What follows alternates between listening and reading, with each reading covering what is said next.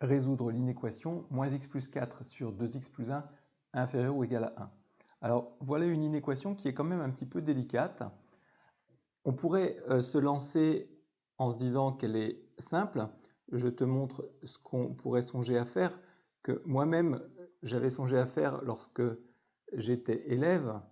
Je me disais, ce genre d'inéquation finalement, ce n'est pas si compliqué, parce que après tout, si on multipliait par 2x plus 1 les deux membres, tu es bien d'accord avec ça, ça nous donnerait, donc je multiplie par 2x plus 1 à gauche, et par 2x plus 1 à droite. 2x plus 1 fois 1, à droite, ça fait 2x plus 1.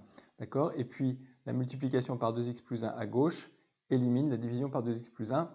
Et j'aboutis à l'inéquation suivante, moins x plus 4 inférieur ou égal à 2x plus 1.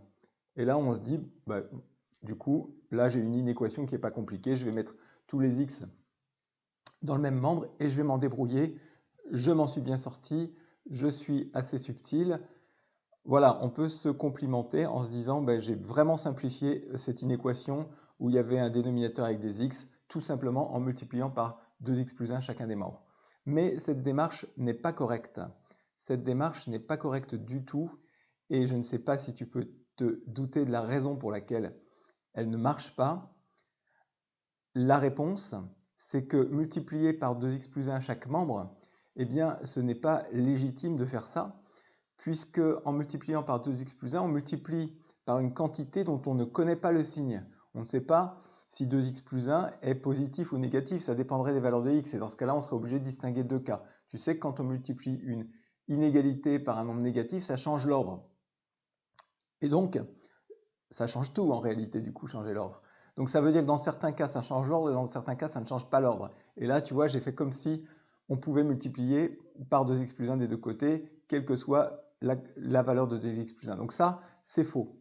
Voilà un exemple d'erreur. Mais je me souviens que quand j'étais élève moi-même, eh bien, je m'étais dit, ça doit marcher ça. Et au début, je n'avais pas compris que ça ne marchait pas en fait. Donc, comment peut-on s'y prendre pour une inéquation comme celle-ci? Eh bien, on peut encore se dire, le plus simple, ce serait d'étudier le signe d'une quantité, c'est-à-dire de voir quand est-ce qu'une certaine quantité est inférieure ou égale à 0 ou supérieure ou égale à 0. Et dans ce cas-là, l'idée serait déjà de tout passer dans le même membre. Moins x plus 4 sur 2x plus 1 moins 1 inférieur ou égal à 0. D'accord? On a enlevé 1 à chaque membre. Ça, c'est correct. Après ça, on pourrait mettre tout ceci au même dénominateur pour ne faire qu'une seule fraction, dont on aura à étudier le signe, puisque là, on la compare à 0, sa valeur, donc savoir quand est-ce qu'elle est positive et quand est-ce qu'elle est négative. Et pour bien faire cela, eh bien l'outil sera le tableau de signes. Sera le tableau de signes en n'oubliant pas que lorsqu'il s'agit d'une fraction, eh bien, il y a une valeur de x qu'on ne peut pas prendre, qu'on appelle souvent valeur interdite, parce que le dénominateur ne peut pas être égal à 0, on ne peut pas diviser par 0. Voilà, avec toutes ces considérations, je pense que tu peux te lancer dans la bonne direction et essayer de t'en sortir jusqu'au bout. Vas-y, tu mets la vidéo en pause et on se revoit juste après.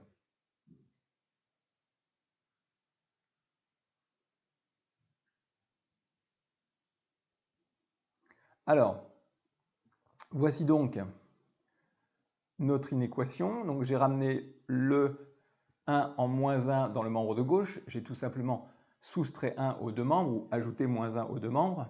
D'accord? Donc ça, on peut toujours le faire.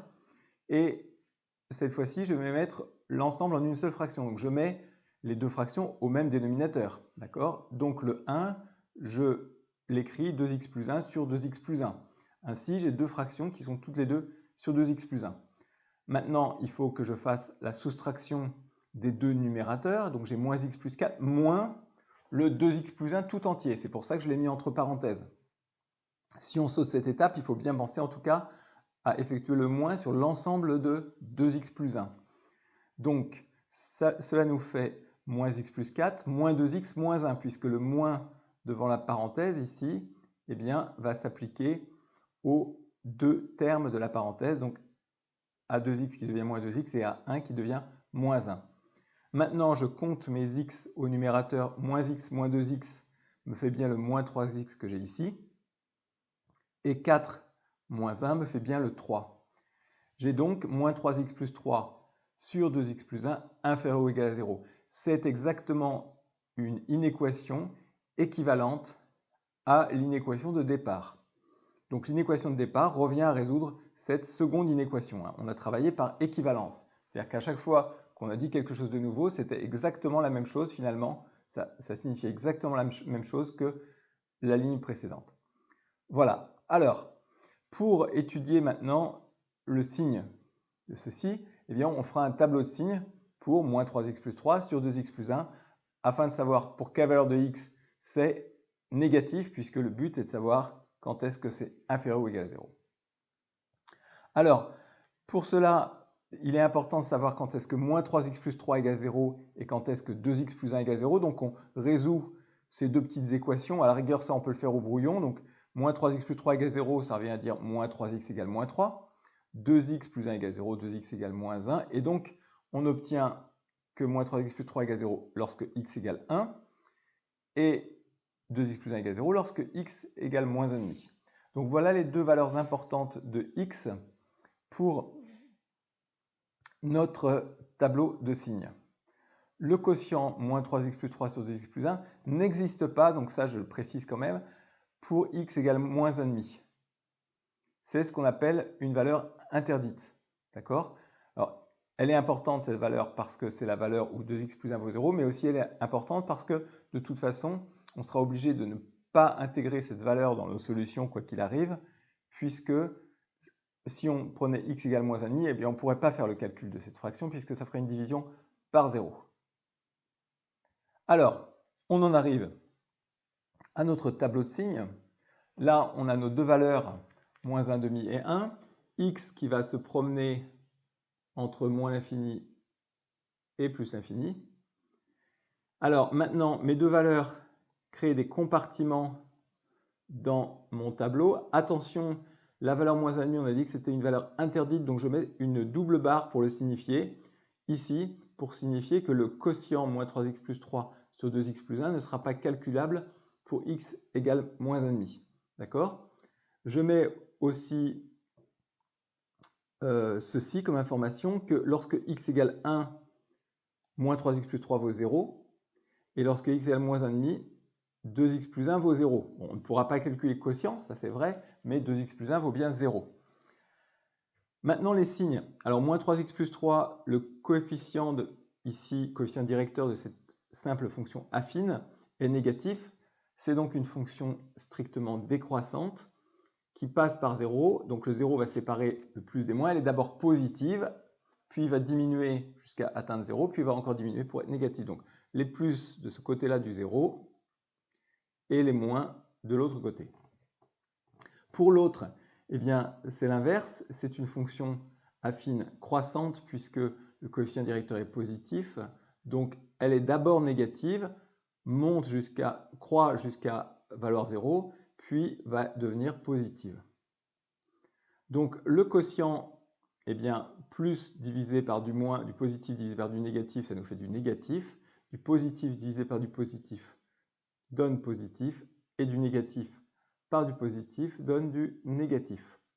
Alors je peux mettre que le quotient vaut 0 ici.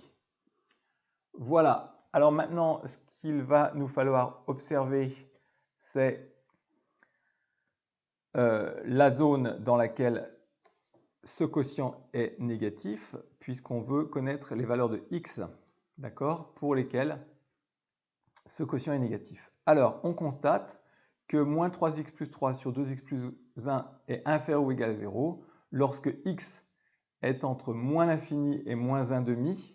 D'accord? C'est là qu'on avait le premier signe moins. Alors, je ne prends pas la valeur moins 1,5 parce qu'elle est valeur interdite. Je peux prendre la valeur 1 puisque en 1, ça fait 0. Et je vais aller jusqu'à plus l'infini. Donc, x appartient à moins l'infini, moins 1,5, union 1 plus l'infini. Donc, l'ensemble solution de notre inéquation est cet ensemble-là, moins l'infini, moins 1,5 ouvert, union 1 fermé, plus l'infini.